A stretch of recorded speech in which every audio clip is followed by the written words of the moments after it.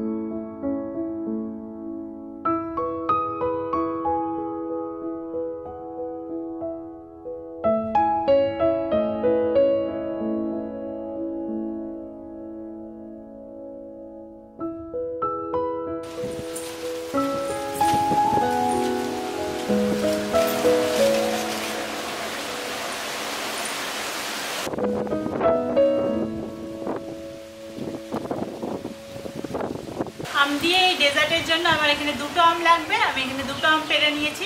এবার আমগুলোকে আমি কেটে আগে পরিষ্কার করে ধুয়ে নিচ্ছি।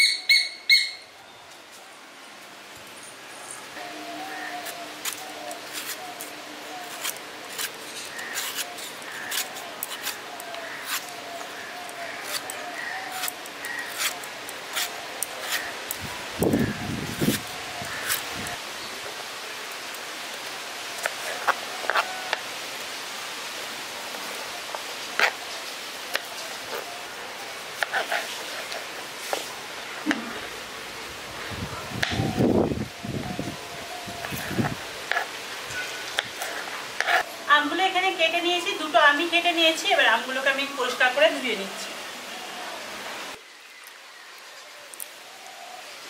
এবার ধুয়ে নিয়ে আমি এটা মিক্সারের বলের মধ্যে তুলে নিচ্ছি।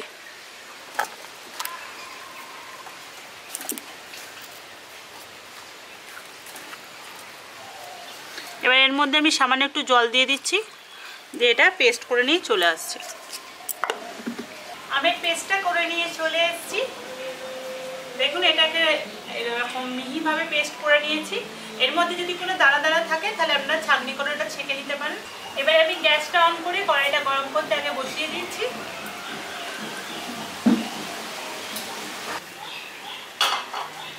কড়াইটা গরম হয়ে গেছে, এবার এই আমের পেস্টটা দিয়ে দিচ্ছি।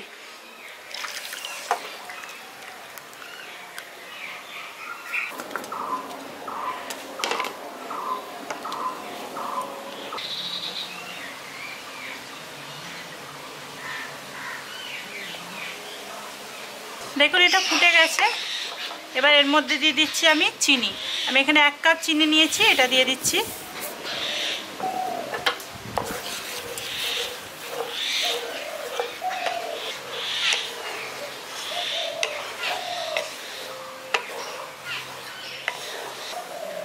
চিনিটা দিয়ে ভালো করে মিশিয়ে দিয়েছি।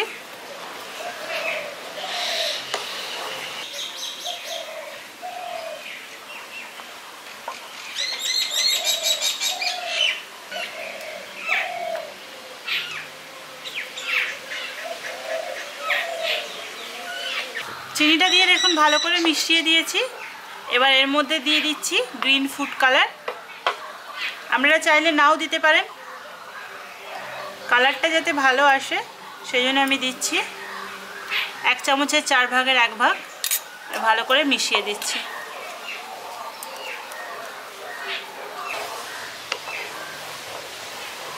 ভালো করে দেখুন মিশিয়ে দিয়েছি।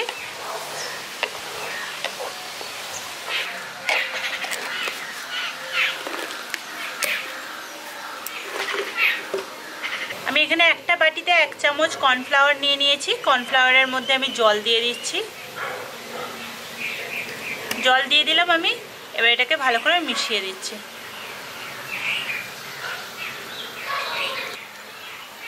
দেখুন এখানে ভালো করে মিশিয়ে নিয়েছি। এবার এই কর্নফ্লাওয়ারের জলটা আমি দিয়ে দিচ্ছি।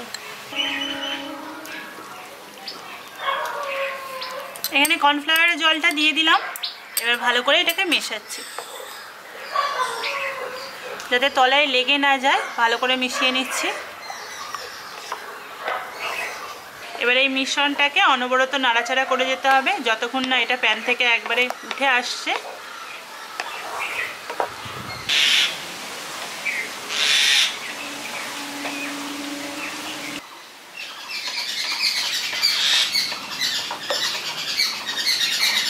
দেখুন মিশ্রণটা আগের থেকে অনেক ঘন হয়ে গেছে, একটা আটা আটা ভাব চলে এসছে। দেখুন এটাকে আর 2-3 মিনিট আর একটু জল দিয়ে নিচ্ছি। এখানে আমের মিশ্রণটা একদম রেডি হয়ে গেছে। এবার ওপর দিয়ে আমি একটু নারকেল কোড়া ছড়িয়ে দিচ্ছি।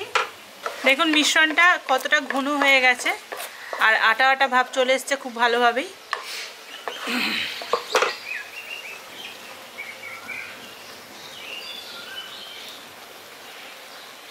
ভালো করে মিশিয়ে দিচ্ছি নারকেল কোড়াটা দিয়ে।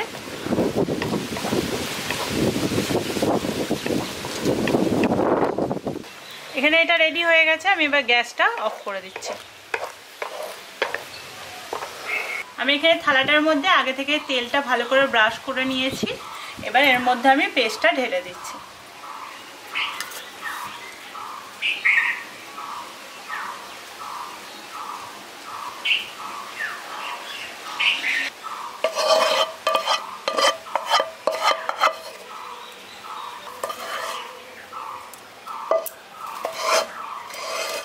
এবার এটা আমি ঠান্ডা করে নিচ্ছি। ঠান্ডা হয়ে যাওয়ার পর 2 ঘন্টা মতো ফ্রিজে রেখে দিচ্ছি।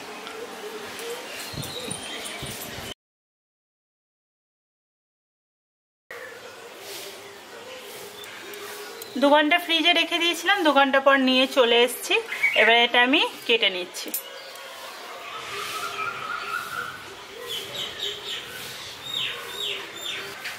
আগে লম্বা লম্বা করে কেটে নিচ্ছি। লম্বা লম্বা কেটে নেওয়ার পর আড়ে আড়ে কেটে নিচ্ছি।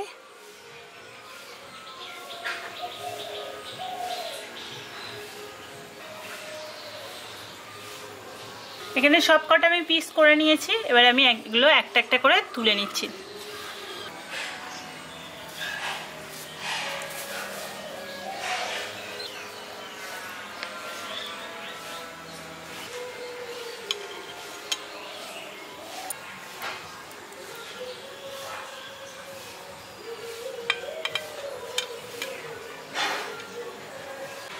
দেখুন আমি এরকম পিস করে নিয়েছি আর এগুলো দেখতে কত সুন্দর লাগছে। এরকমভাবে আমি সব কটা পিস করে নিচ্ছি। আপনাদের যদি এই রেসিপিটা ভালো লাগে তাহলে লাইক শেয়ার এবং কমেন্ট করতে ভুলবেন না। যদি চ্যানেলকে সাবস্ক্রাইব করে না থাকেন তাহলে প্লিজ সাবস্ক্রাইব করে দিন আর পাশে থাকা বেল আইকনটা অবশ্যই ক্লিক করবেন যাতে নতুন নতুন ভিডিওর আপডেট সবার প্রথমে আপনাদের কাছে চলে যায়। আর সবাই ভালো থাকবেন। আবার নেক্সট দিন আসবো কোনো নতুন রেসিপি নিয়ে। আজকের মতো বাই।